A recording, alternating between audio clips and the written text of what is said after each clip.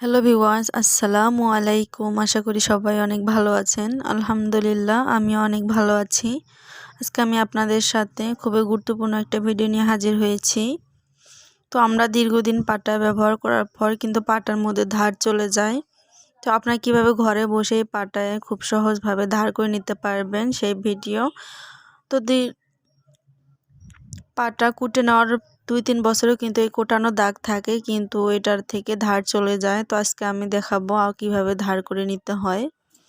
তো দেখতে পাচ্ছেন আমি এখানে কিছুটা বাদামের খোসা নিয়েছি।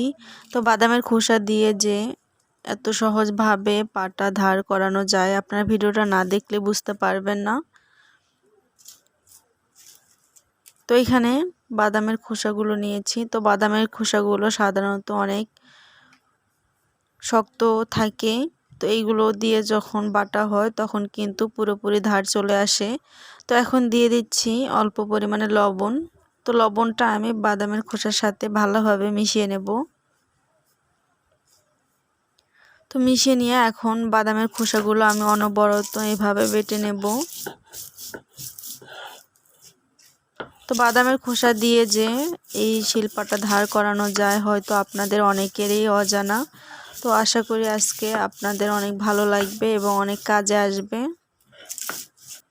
তো এক পর্যায়ে এভাবে বাটতে বাটতে দেখবেন যে পুরোপুরি ধার চলে এসেছে। আপনার যতটুকু বাটবেন ততটুকুর মধ্যেই কিন্তু ধার চলে আসবে। তো আমি এখানে পুরোটা একেবারে দেখতে পাচ্ছেন কিভাবে বেটে নিচ্ছি। তো আপনারা এইভাবেই বেটে নেবেন। তো সাধারণত যখন আমরা পাটটা কুটে নেই 2-3 বছরও কিন্তু এই কোটানো দাগ থাকে, কিন্তু এর ধার থাকে না। তো এইভাবেই কিন্তু আপনারা খুব সহজে ধার করে নিতে পারবেন। তো এক পর্যায়ে এইভাবে বাটতে বাটতে যখন একেবারে মিহি হয়ে যাবে তখন বুঝতে পারবেন যে আপনার পাটার মধ্যে পরিপূর্ণভাবে ধার চলে এসেছে। তো আমারটা দেখে হয়তো আপনারা বুঝতে পারতেছেন যে কীরকম ধার চলে এসেছে।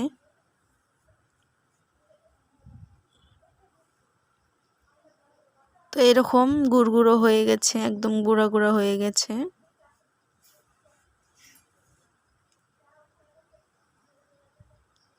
তো একটু হাত দিয়ে দেখিয়ে দিচ্ছি যে কতটা ধার হয়েছে। তো হাত দিয়ে ঘষা দিলেই কিন্তু অনেকটা বোঝা যাচ্ছে যে কতটা ধার হয়েছে।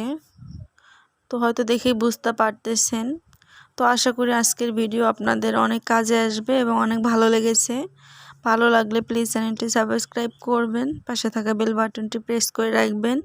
আবারও কোনো নতুন ভিডিও নিয়ে আসবো। সবাই সুস্থ থাকবেন, ভালো থাকবেন। আল্লাহ হাফেজ।